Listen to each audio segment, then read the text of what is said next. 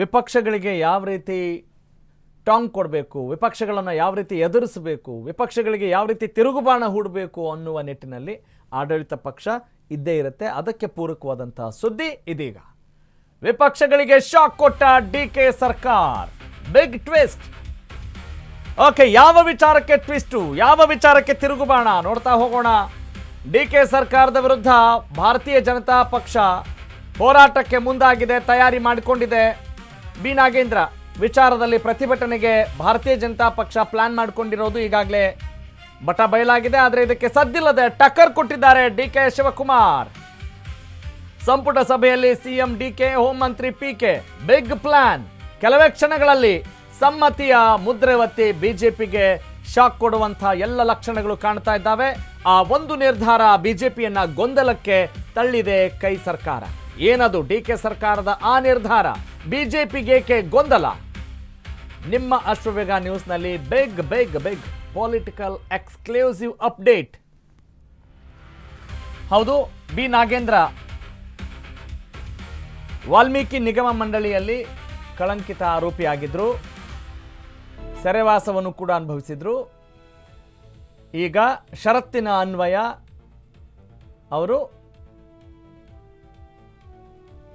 ಕಾನೂನನ್ನ ಉಲ್ಲಂಘನೆ ಮಾಡದೆ, ಕಾನೂನಿನ ಆದೇಶವನ್ನು ಉಲ್ಲಂಘನೆ ಮಾಡದೆ ಕೆಲಸ ಮಾಡಬಹುದಾಗಿದೆ.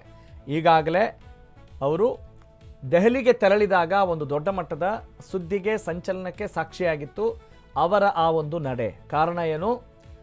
ನಾಗೇಂದ್ರ ಅವರು ಅನುಮತಿ ಪಡೆದೇ ಬೇರೆ ರಾಜ್ಯಗಳಿಗೆ ಹೋಗಬೇಕು ಅನ್ನುವ ವಾದ ಇತ್ತು. ಆದರೆ ತದನಂತರದಲ್ಲಿ ಹೈಕೋರ್ಟ್ ಆ ಒಂದು ನಿರ್ಧಾರದಿಂದ ಹೊರಬಂದಂತೆ ಕಾಣಿತು. ಅಂದರೆ ಅವರು ಬರೀ ರಾಜ್ಯ ಮಾತ್ರ ಅಲ್ಲ, ದೇಶ ಬಿಟ್ಟು ಹೋಗಲಿಕ್ಕೆ ಮಾತ್ರ ಅನುಮತಿ ಬೇಕು ಅನ್ನುವ ನಿರ್ಧಾರಕ್ಕೆ ಬಂದ ನಂತರ ಆ ವಿಚಾರ ಅಲ್ಲಿ ತಣ್ಣಗೆ ಆಯಿತು. ಆದರೆ ಈಗ ಕಳಂಕಿತ ಆರೋಪಿಯನ್ನು ಹೇಗ್ರಿ ಸಚಿವರನ್ನಾಗಿ ಮಾಡ್ತೀರಿ ಅನ್ನುವ ವಿಚಾರಕ್ಕೆ ಸಂಬಂಧಪಟ್ಟ ಹಾಗೆ ಭಾರತೀಯ ಜನತಾ ಪಕ್ಷ ತನ್ನದೇ ಆದಂಥ ಸಿದ್ಧಸೂತ್ರವನ್ನು ಹೆಣೆದುಕೊಂಡಿತ್ತು. ಅದಕ್ಕೆ ಪೂರಕವಾಗಿ ಅಪ್ಡೇಟ್ಸ್ನ ನಾವು ನೋಡ್ತಾ ಇದ್ದೀವಿ. ಎಸ್, ಇದೀಗ let's moving on to the next update.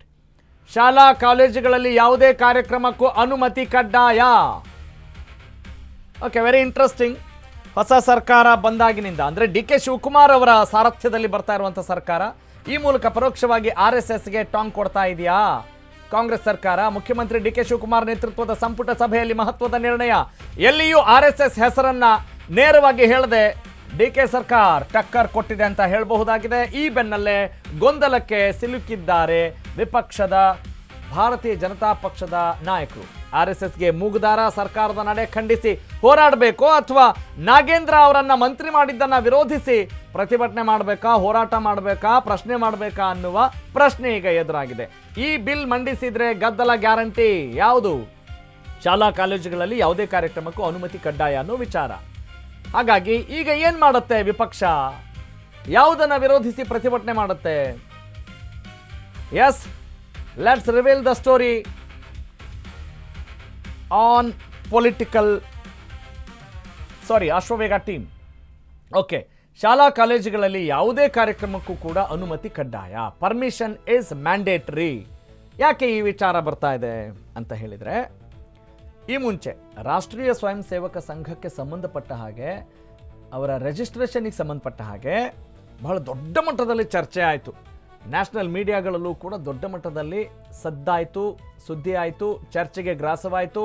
RSSನ ಪರ ಮತ್ತು ವಿರೋಧ ದೊಡ್ಡ ಮಟ್ಟದ ಸದ್ದು, ಕೂಗು ಕೇಳಿಬಂದಿತ್ತು.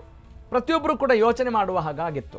ಇದು ಸ್ವಯಂ ಸೇವಕ ಸಂಘ, ಇದಕ್ಕೆ ಯಾಕೆ ರಿಜಿಸ್ಟರ್ ಮಾಡಬೇಕು ಅನ್ನುವ ಪ್ರಶ್ನೆ ಒಂದು ಕಡೆ ಇದ್ದರೆ, ಇನ್ನೊಂದು ಕಡೆ ಅದು ಹೆಂಗ್ರಿ ರಿಜಿಸ್ಟರ್ ಮಾಡದೆ ನೀವು ಒಂದು ಕಂಪನಿ ಅಂತ ಹೇಳ್ಕೋತೀರಿ ಅಥವಾ ಒಂದು ಸಂಘ ಅಂತ ಹೇಳ್ಕೋತೀರಿ? ಸಾಮಾನ್ಯವಾಗಿ ಪ್ರತಿಯೊಂದಕ್ಕೂ ಬೇಕಲ್ವಾ, ಇದು ಬೇಕಲ್ಲ, ಒಂದು ಗುರುತು ಪತ್ರ ಅಂತ ಬೇಕಲ್ಲ, ಅದು ಯಾವುದು ಇಲ್ಲದೆ ಹಿಂಗೆ ಅನ್ನೋ ಒಂದು ಪ್ರಶ್ನೆಗೆ ಒಂದು ಇಂಬು ಕೊಡುವಂತೆ ಆ ಒಂದು ಕಿಡಿ ಜ್ವಾಲೆಯಾಗಿ ಹೊಮ್ಮಿದ್ದನ್ನು ನಾವು ನೋಡಿದ್ವಿ. ಆದರೆ ಈಗ ಅನುಮತಿ ಕಡ್ಡಾಯ. ನೀವೇನೇ ಕವಾಯತು ಮಾಡಿ, ಏನೇ ಮಾಡಿ, ಒಂದು ಅನುಮತಿ ಬೇಕು, ಪರ್ಮಿಷನ್ ಬೇಕೇ ಬೇಕು ಅನ್ನೋದು ಅವರ ತಂತ್ರ.